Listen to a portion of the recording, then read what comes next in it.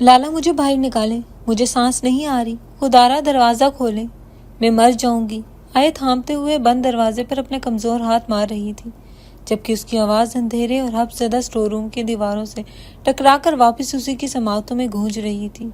آج اس سے شہرام افندی کا وہ انتہائی اہم اور قیمتی فون ٹوٹ گیا تھا جس میں اس کے نئے پروجیکٹ کا سارا خفیہ ڈیٹا موجود تھا، اور اس کی سزا کے طور پر 29 سالہ اس روبدار اور سخت گیر انسان نے غصے میں پاگل ہو کر 20 سالہ معصوم آیت کو اس پرانے اسٹور روم میں بند کر دیا تھا۔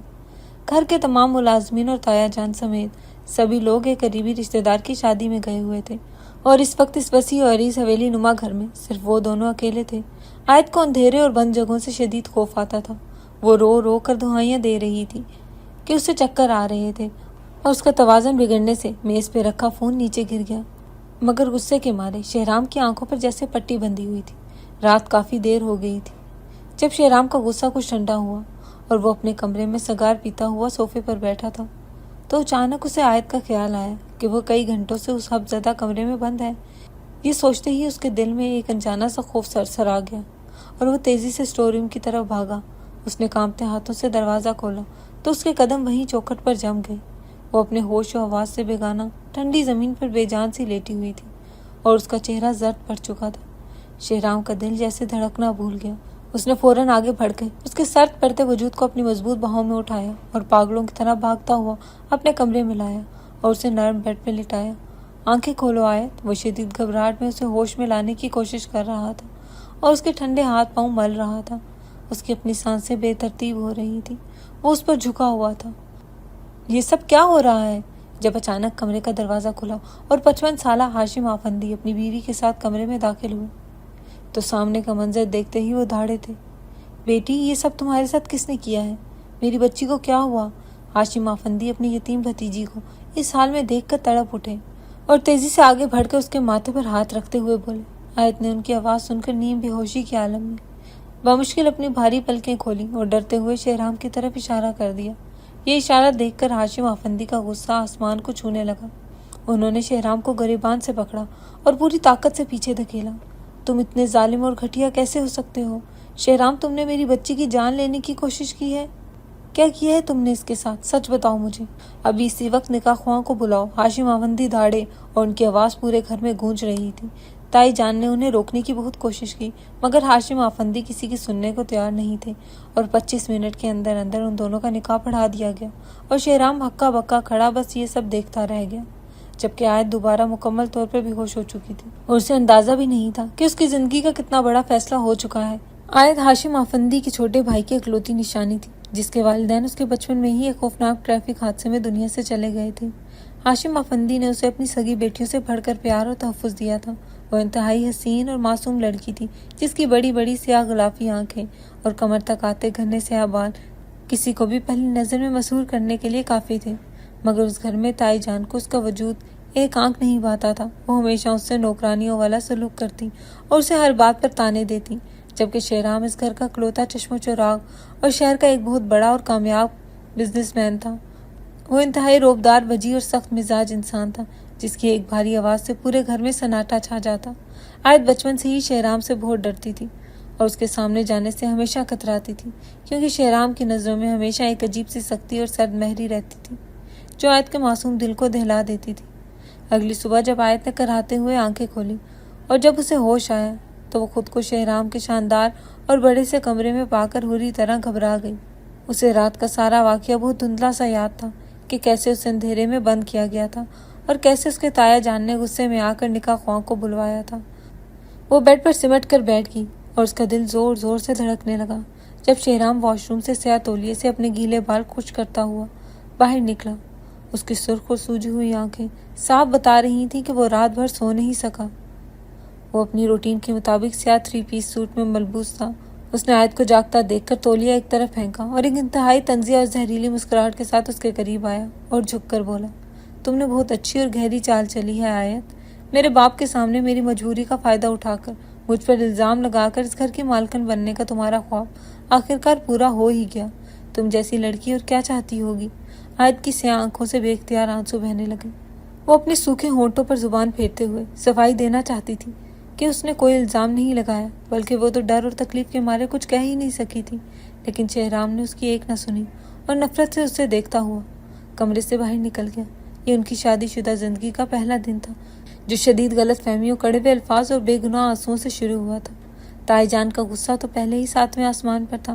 وہ ہمیشہ سے یہی چاہتی تھی کہ ان کے اکلوتے اور لاڈلے بیٹے شہرام کی شادی ان کی اپنی امیر اور ماڈرن بھتیجی علیزے سے ہو، مگر ہاشم افندی کے اس اچانک اور اٹل فیصلے کے آگے وہ رات کو تو کچھ نہ بول سکی تھی۔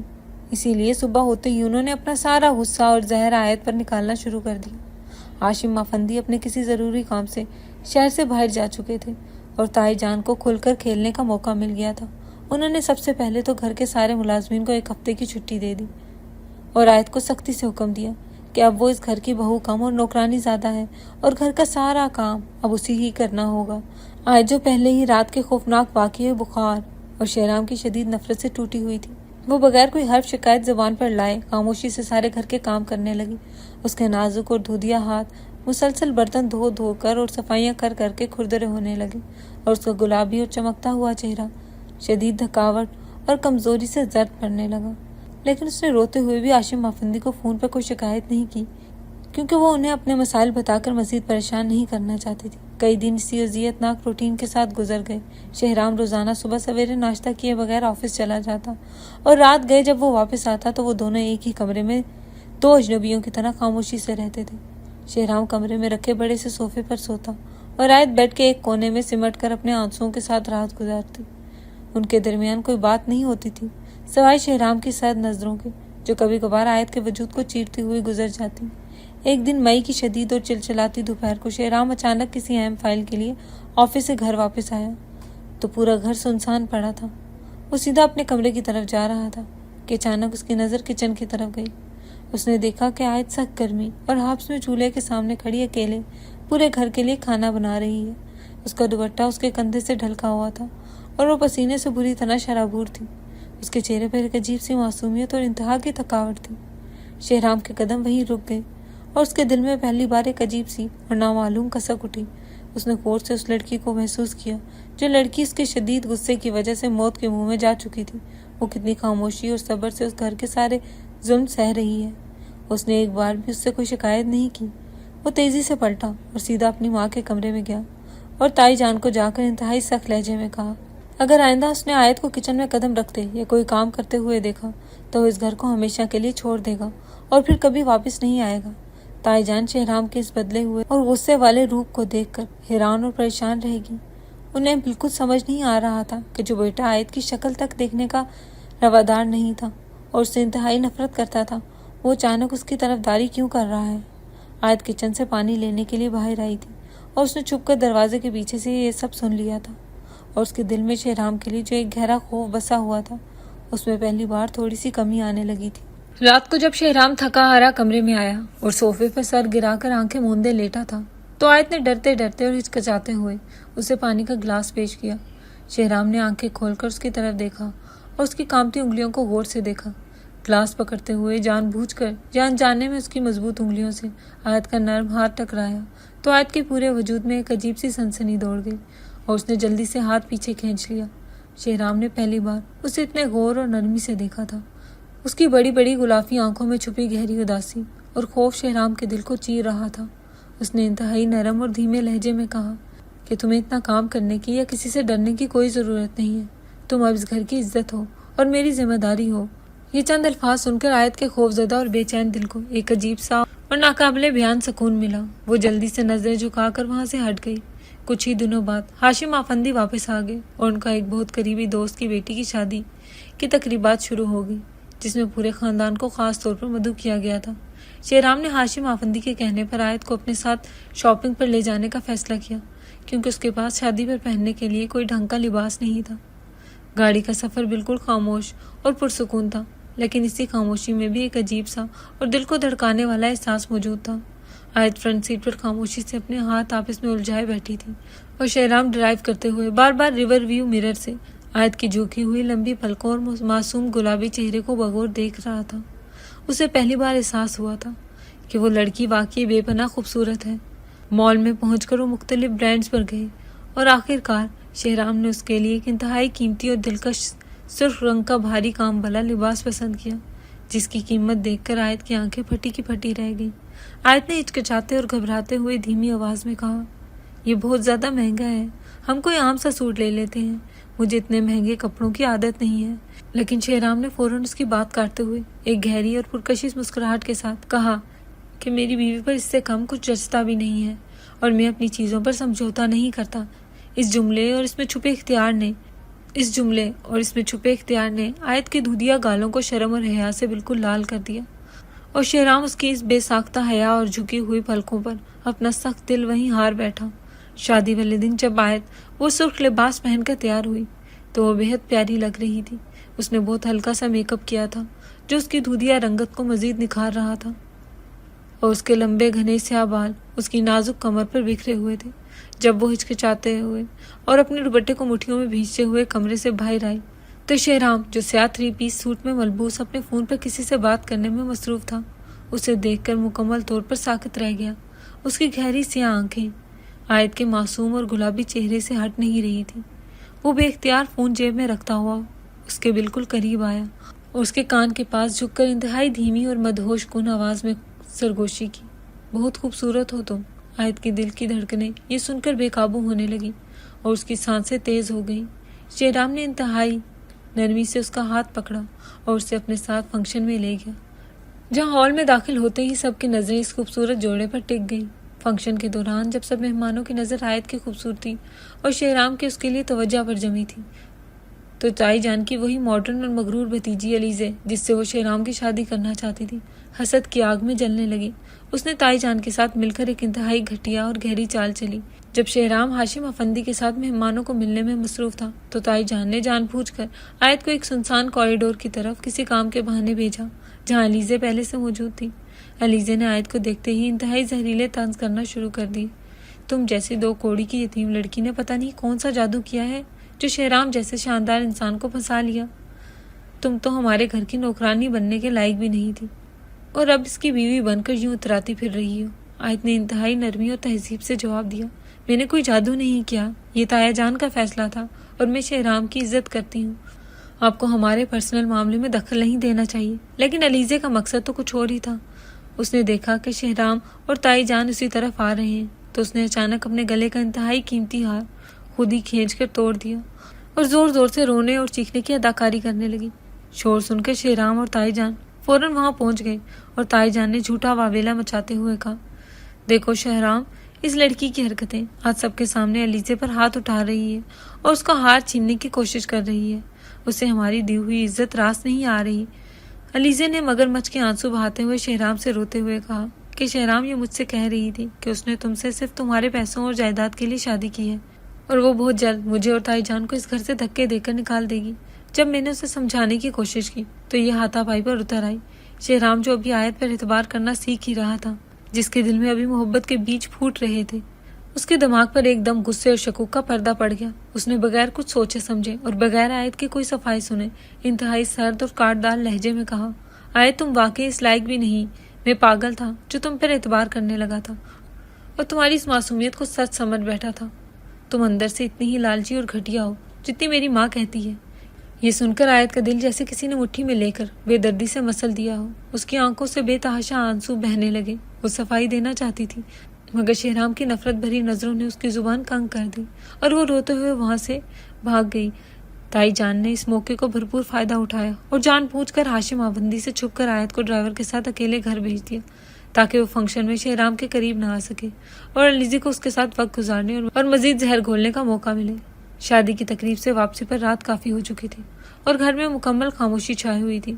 آیت، جو مسلسل رو رو کر نڈھال ہو چکی تھی، اس کی آنکھیں سوج چکی تھیں، اس کا گلا سوکھ رہا تھا۔ وہ بمشکل بستر سے اٹھی اور کچن میں پانی پینے گئی تو اچانک ایک زوردار کڑاکے کے ساتھ بجلی کا ٹرانسفارمر اڑا اور پورا گھر گھوپ اندھیرے میں ڈوب گیا۔ آیت کو بچپن سے ہی اندھیرے سے شدید وحشت ہوتی تھی اور آج تو ویسے ہی خوف اور دکھ کا شکار تھی۔ وہ گھبراہٹ میں پیچھے ہٹی اور کاؤنٹر سے زور سے ٹکرائی، جس کی وجہ سے اس کے ہاتھ سے شیشے کا بھاری جگ ٹوٹ کر فرش پر گرا اور کرچی کرچی ہو گیا۔ اسی وقت شہرام، جو ابھی فنکشن سے واپس لوٹا تھا اور سارا راستہ علیزے کی باتوں کے باوجود ایک عجیب سی بے چینی کا شکار تھا، کرچیوں کی تیز آواز سن کر اپنے موبائل کی ٹارچ آن کیے فوراً کچن کی طرف بھاگا۔ آیت خوف کے مارے سلیب کے ساتھ لگی سہمی کھڑی تھی اور اس کے ننگے پاؤں کے بالکل پاس شیشے کے تیز ٹکڑے بکھرے ہوئے تھے۔ شہرام کے دل میں اس کے لیے جو بھی غصہ تھا وہ اس کی یہ خوفزدہ اور معصوم حالت دیکھ کر ایک پل میں ہوا ہو گیا۔ اس نے جلدی سے آگے بڑھ کر اسے اپنے مضبوط بازوؤں سے پکڑا اور انتہائی احتیاط سے کرچیوں سے بچاتے ہوئے اسے کچن سے باہر لاؤنج میں لے آیا۔ اس نے آیت کو نرم صوفے پر بٹھایا اور خود اس کے سامنے گھٹنوں کے بل بیٹھ کر اس کے پیر چیک کرنے لگا کہ کہیں کوئی شیشہ تو نہیں چبھا۔ یہ اس کی بے ساختہ فکر اور محبت تھی جو آیت کو اس اندھیرے میں بھی حیران کر رہی تھی۔ شہرام کی نرمی اور اس کا لمس آیت کی زخمی دل پر مرہم رکھ رہا تھا، لیکن وہ اس کی کڑوی باتوں کو بھول نہیں پا رہی تھی جو اس نے سب کے سامنے کہی تھی۔ وہ اندھیرے میں بھی ایک دوسرے کی آنکھوں میں چھپے جذبات اور آنسوؤں کو محسوس کر سکتے تھے۔ شہرام نے دھیمی آواز میں پوچھا کہ تم ٹھیک تو ہو؟ لیکن آیت نے خاموشی سے اپنا پاؤں پیچھے کر لیا اور روتے ہوئے وہاں سے اپنے بیڈ کی طرف چلی گئی۔ یہ ان کے رشتے کا وہ موڑ تھا جہاں خاموشی بھی محبت اور درد کی زبان بول رہی تھی، اور شہرام کو پہلی بار شدت سے اپنی غلطی کا احساس ہو رہا تھا کہ اس نے بنا سوچے سمجھے آیت کا دل دکھایا ہے۔ اگلے چند دن ان کے درمیان ایک میٹھی سی الجھن، پچھتاوے اور خاموش غربت میں گزرے۔ شہرام کا رویہ بالکل مکمل طور پر بدل چکا تھا۔ اسے فنکشن والی رات پر شدید پچھتاوا ہو رہا تھا کیونکہ اسے علیزے اور اپنی ماں کی چالاکیوں کا اندازہ ہونا شروع ہو گیا تھا، مگر آیت اب اس سے ایک محتاط فاصلہ رکھتی تھی۔ ان کے درمیان دوریاں سمٹ رہی تھی مگر اعتماد کی کمی ابھی بھی موجود تھی۔ شہرام کے دل کے کسی تاریک کونے میں اب بھی اس رات کا بوجھ تھا جب اس نے آیت کو اسٹور روم میں بند کیا تھا۔ وہ سوچتا تھا کہ آخر اس دن آیت سے اس کا وہ قیمتی فون کیسے ٹوٹا، جبکہ وہ تو ہمیشہ اتنی محتاط اور ڈری ڈری رہتی تھی۔ ایک دن شہرام اپنے اسی ٹوٹے ہوئے فون کو کسی انتہائی ضروری ڈیٹا کی ریکوری کے لیے شہر کے ایک مشہور اور ماہر ٹیکنیشین کے پاس لے گیا۔ فون کو مشین پر چیک کرنے کے بعد ٹیکنیشین نے اسے حیرت سے دیکھتے ہوئے بتایا کہ سر، یہ فون اس آخری بار زمین پر گرنے سے نہیں ٹوٹا، بلکہ اس کا اندرونی فریم اور مدر بورڈ پہلے ہی کسی بہت زوردار جھٹکے سے مکمل طور پر ڈیمیج ہو چکا تھا اور اس کی اسکرین صرف ایک ہلکے سے دباؤ کا انتظار کر رہی تھی بکھرنے کے لیے۔ یہ سنتے ہی شہرام کے ذہن میں فوراً ایک جھماکہ ہوا۔ اسے یاد آیا کہ اس دن صبح آفس میں ایک اہم میٹنگ کے دوران کلائنٹ سے بحث ہونے پر غصے سے اس نے اپنا فون پوری طاقت سے کانفرنس روم کے شیشے کی باہری ٹیبل پر پٹکا تھا اور پھر جلدی میں اسے اٹھا کر اپنی کوٹ کی جیب میں رکھ لیا تھا۔ اس کا صاف مطلب تھا کہ وہ فون پہلے ہی اندر سے تباہ ہو چکا تھا اور آیت کے کمزور ہاتھ سے وہ تو صرف پھسلا تھا۔ شہرام کو بے ساختہ اس اندھیری رات کا وہ منظر یاد آیا جب وہ گھر لوٹا تھا تو آیت کا چہرہ زرد تھا۔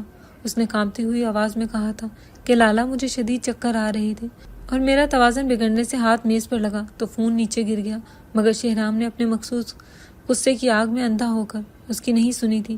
اس نے آیت کی اس جسمانی کمزوری کو بھی بہانہ سمجھ کر اسے اس حفظدہ اسٹور روم میں دھکیل دیا تھا۔ آج اسے اپنے آپ پر غصہ آ رہا تھا۔ اس نے اپنی ہی غلطی اور لاپرواہی کی سزا ایک معصوم جان کو کتنی بے دردی سے دی تھی۔ وہ لڑکی جو پہلے ہی بخار اور کمزوری سے نڈھال تھی، اسے اندھیرے کمرے میں موت کے منہ تک پہنچا دیا تھا اور پھر شادی والے دن بھی بغیر سوچے سمجھے اس پر اتنا بڑا الزام لگا دیا۔ شہرام کا دل شدید ندامت اور تکلیف سے پھٹنے لگا۔ اسے اپنے آپ سے اتنی نفرت محسوس ہونے لگی کہ اس کی آنکھوں سے بے اختیار آنسو چھلک پڑے۔ وہ اسی وقت تیزی سے گاڑی چلاتا ہوا گھر پہنچا تو آیت لاؤنج میں تنہا بیٹھی کچھ پرانی کتابیں ترتیب دے رہی تھی۔ شہرام سیدھا اس کے پاس گیا اور اس کے سامنے صوفے کے پاس گھٹنوں کے بل زمین پر بیٹھ کر اس کے دونوں ہاتھ اپنے ہاتھوں میں تھام لیے۔ آیت اس کے چہرے پر پھیلی اذیت اور آنکھوں میں موجود نمی دیکھ کر بری طرح گھبرا گئی۔ شہرام نے بھاری اور رندی ہوئی آواز میں اسے ٹیکنیشین کی ساری بات بتائی اور کہا، مجھے معاف کر دو آیت، میں نے اپنی غلطی کی سزا تمہیں دے دی۔ تم اس دن بیمار تھی اور میں نے ایک ظالم انسان کی طرح تمہاری جان لینے کی کوشش کی۔ میرا وہ غصہ بے بنیاد تھا۔ میں کسی بھی معافی کے لائق نہیں ہوں۔ میں نے شادی والے دن بھی تم پر شک کیا۔ میں بہت برا انسان ہوں۔ مجھے سزا دو لیکن مجھ سے یوں دور مت رہو۔ شہرام کی آواز میں اتنی تڑپ تھی کہ اس کی آنکھوں سے آنسو گر کر آیت کے ہاتھوں پر گرے۔ آیت جو پہلے ہی ماں باپ کے بنا بہت مضبوط اور نرم دل ہو چکی تھی، اس نے فوراً شہرام کے ہاتھ مضبوطی سے تھام لیے اور اپنی نرم انگلیوں سے اس کے آنسو صاف کیے۔ اس کی آنکھوں میں بھی آنسو آ گئے تھے۔ اس نے مسکراتے ہوئے کہا، میں نے آپ کو اسی دن معاف کر دیا تھا جب اندھیرے میں آپ نے مجھے شیشوں سے بچایا تھا اور میری اتنی فکر کی تھی۔ میں جانتی تھی کہ آپ دل کے برے نہیں، بس آپ کا غصہ برا ہے، وہ جو اب ختم ہو چکا ہے۔ شہرام نے بے اختیار اس کے ہاتھوں کو چوما اور ٹوٹ کر اعتراف کیا کہ اس سے بے پناہ محبت کرنے لگا ہے اور اب وہ زندگی بھر اس کی آنکھوں میں کبھی آنسو نہیں آنے دے گا۔ یہ سن کر آیت کی ساری زندگی کے دکھ جیسے ایک پل میں ختم ہو گئے۔ اس کے چہرے پر ایک پرسکون مسکراہٹ پھیل گئی۔ گھر کا ماحول بظاہر پرسکون ہو چکا تھا، مگر تائی جان کے دل میں ابھی تک علیزے کو اس گھر کی بہو بنانے کی ضد کسی نہ کسی حد تک باقی تھی۔ انہوں نے علیزے کو جان بوجھ کر کچھ مزید دن اپنے پاس روک لیا تھا تاکہ شاید اسے شہرام کے قریب ہونے اور اس کا دل جیتنے کا آخری موقع مل سکے۔ موسم میں اب ہلکی سی خنکی اور خوشگواریت کھلنے لگی تھی۔ جب ایک شام تائی جان کسی ضروری کام سے اوپری منزل سے نیچے آ رہی تھی، علیزے بھی ان کے پیچھے ہی سیڑھیاں اتر رہی تھی اور مسلسل اپنے فون پر کسی سے چیٹنگ میں مصروف تھی۔ اچانک تائی جان کا پاؤں اپنے ہی لمبے اور بھاری سوٹ کے گھیر میں الجھا اور وہ اپنا توازن مکمل طور پر کھو بیٹھی۔ ایک دلخراش آواز کے ساتھ وہ سیڑھیوں سے بری طرح نیچے گری اور ان کا سر فرش کے تیز کنارے سے ٹکرایا۔ علیزے جو بالکل ان کے پیچھے تھی، یہ ہولناک منظر دیکھ کے بری طرح گھبرا گئی اور اس کے ہاتھ سے فون چھوٹ گیا۔ تائی جان کے سر سے تیزی سے خون بہہ رہا تھا اور وہ تکلیف کی شدت سے کراتے ہوئے علیزے کی طرف مدد طلب نظروں سے دیکھ رہی تھی۔ علیزے نے خون دیکھا تو اس کے چہرے کا رنگ پیلا پڑ گیا۔ وہ آگے بڑھ کر انہیں سنبھالنے کے بجائے گھبراہٹ میں 2 قدم پیچھے ہٹ گئی۔ اس نے ہکلاتے ہوئے کہا، مجھ سے یہ خون اور زخم نہیں دیکھے جاتے، مجھے تو خود شدید چکر آ رہے ہیں۔ آپ کی حالت تو بہت خراب لگ رہی ہے، مجھ سے تو کھڑا بھی نہیں ہوا جا رہا، میں جلدی سے کسی ملازم کو بلا کر لاتی ہوں۔ اور یہ کہہ کر وہ وہاں سے تیزی سے دوسری طرف چلی گئی تاکہ اس مصیبت سے بچ سکے۔ تائی جان درد کی شدت کے باوجود علیزے کے اس انتہائی خود غرض اور بزدلانہ رویے کو دیکھ کر دنگ رہ گئی۔ اسی شور اور کرہانے کی آواز سن کر شہرام اور آیت فوراً اپنے کمرے سے باہر نکلے۔ لاؤنج میں تائی جان کو خون میں لت پت گرے دیکھ کر دونوں کے ہوش اڑ گئے۔ شہرام پاگلوں کی طرح بھاگ کر اپنی ماں کے پاس پہنچا اور ان کا خون آلود سر اپنی گود میں رکھ لیا۔ آیت نے ایک لمحے کے لیے بھی وہ پرانی اور کڑوی باتیں ذہن میں نہیں لائیں جب تائی جان نے اسے نوکرانی بنا کر رکھا تھا۔ وہ فوراً دوڑ کر فرسٹ ایڈ باکس لائے اور اس نے جلدی سے روئی اور پٹی کی مدد سے تائی جان کے سر سے بہتے خون کو دبایا تاکہ خون کا بہاؤ روکا جا سکے۔ اس کے چہرے پر تائی جان کے لیے سچی فکر اور پریشانی عیاں تھی اور اس کی آنکھوں میں آنسو آ گئے تھے جو تائی جان نیم غنودگی میں بھی شدت سے محسوس کر رہی تھی کہ جس لڑکی کو انہوں نے ہمیشہ دھتکارا آج وہی ان کے زخموں پر مرہم رکھ رہی تھی۔ تھوڑی ہی دیر میں فیملی ڈاکٹر وہاں پہنچ گئے اور انہوں نے تائی جان کا تفصیلی معائنہ کیا اور سر پر کچھ ٹانکے لگانے کے بعد بتایا کہ گرنے کی وجہ سے ان کے پاؤں کی ہڈی میں بھی شدید فریکچر آیا ہے، جس کی وجہ سے انہیں کم از کم 1 سے 1.5 ماہ بالکل مکمل ریسٹ کرنا ہوگا اور انہیں چلنے پھرنے سے بھی احتیاط کرنی ہوگی۔ اگلے صبح ہی علیزے نے اپنا سارا سامان پیک کیا اور تائی جان کے کمرے میں آ کر انتہائی روکھے اور کتراتے ہوئے لہجے میں بولی، ممی کی طبیعت اچانک بہت خراب ہو گئی ہے اور مجھے فوراً اپنے گھر واپس جانا پڑے گا، آپ اپنا خیال رکھیے گا۔ تائی جان جو درد سے نڈھال بستر پر لیٹی تھی خاموشی سے اس لڑکی کو دیکھتی رہی جس کے لیے انہوں نے اپنے سگے بیٹے کا گھر اور سکون برباد کرنے کی کوشش کی تھی اور جو آج ان کی معذوری دیکھ کر اتنی صفائی سے منہ موڑ کر جا رہی تھی۔ علیزے کے جانے کے بعد گھر کی ساری ذمہ داری اور تائی جان کی دیکھ بھال کا سارا بوجھ آیت کے کمزور کندھوں پر آ گیا۔ اس نے بغیر کسی شکوے کے تائی جان کی خدمت شروع کر دی۔ وہ وقت پر انہیں ان کی تمام دوائیاں دیتی، ان کے لیے نرم غذائیں اور سوپ بنا کر اپنے ہاتھوں سے کھلاتی اور راتوں کو جاگ کر ان کے پاس بیٹھ کر ان کی ٹانگیں دباتی رہتی تاکہ انہیں درد سے کچھ سکون مل سکے۔ شہرام روزانہ خاموشی سے اپنی بیوی کے اس بے لوث اور خوبصورت روپ کو دیکھتا اور اس کے دل میں آیت کے لیے محبت اور عقیدت کا ایک نیا اور گہرا سمندر ہونے لگا۔ تائی جان جو ہمیشہ آیت کو حقارت اور نفرت کی نگاہ سے دیکھتی تھی اور اس کے ہاتھوں کے لمس میں چھپی سچائی اور خلوص کو محسوس کر کے اندر ہی اندر شرمندگی کی آگ میں جل رہی تھی، انہیں قدم قدم پہ احساس ہو رہا تھا کہ جو رشتہ وہ زبردستی بنانا چاہتی تھی وہ ریت کی ایک کچی دیوار تھی اور جس انمول ہیرے کو وہ ٹھکرا رہی تھی وہی ان کی مشکل اور تکلیف دہ وقت کا واحد اور سچا سہارا ثابت ہوا تھا۔ چند ہی دنوں کی اس بے غرض خدمت نے تائی جان کے دل کا سارا میل اور غرور مکمل طور پر دھو دیا اور اب انہیں آیت کے وجود اور اس کی باتوں سے ایک عجیب سا سکون اور انسیت محسوس ہونے لگی تھی۔ ایک شام جب ہاشم آفندی اور شہرام ان کے کمرے میں موجود تھے تو تائی جان نے روتے ہوئے اپنے دل کا سارا بوجھ اور پچھتاوا ان کے سامنے رکھ دیا۔ انہوں نے آیت کا ہاتھ مضبوطی سے پکڑ لیا اور ان کی آنکھوں سے سچی ندامت کے آنسو بہنے لگے۔ انہوں نے بھاری اور کانپتی ہوئی آواز میں اعتراف کیا، مجھے دل سے معاف کر دو میری بچی، میں نے تمہارے ساتھ بہت زیادتیاں کی ہیں۔ شادی والے دن فنکشن میں علیزے کا ہار تم نے نہیں توڑا تھا اور نہ ہی تم نے کوئی طنز کیا تھا، بلکہ ہم دونوں نے مل کر وہ سارا ڈرامہ رچایا تھا تاکہ شہرام کی نظروں میں تمہیں لالچی ثابت کر کے گرا سکیں۔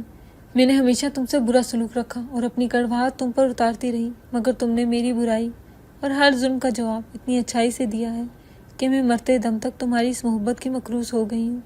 اللہ نے میرے گرنے کے بہانے میری آنکھیں کھول دی ہیں اور مجھے حق اور باطل کا فرق دکھا دیا ہے۔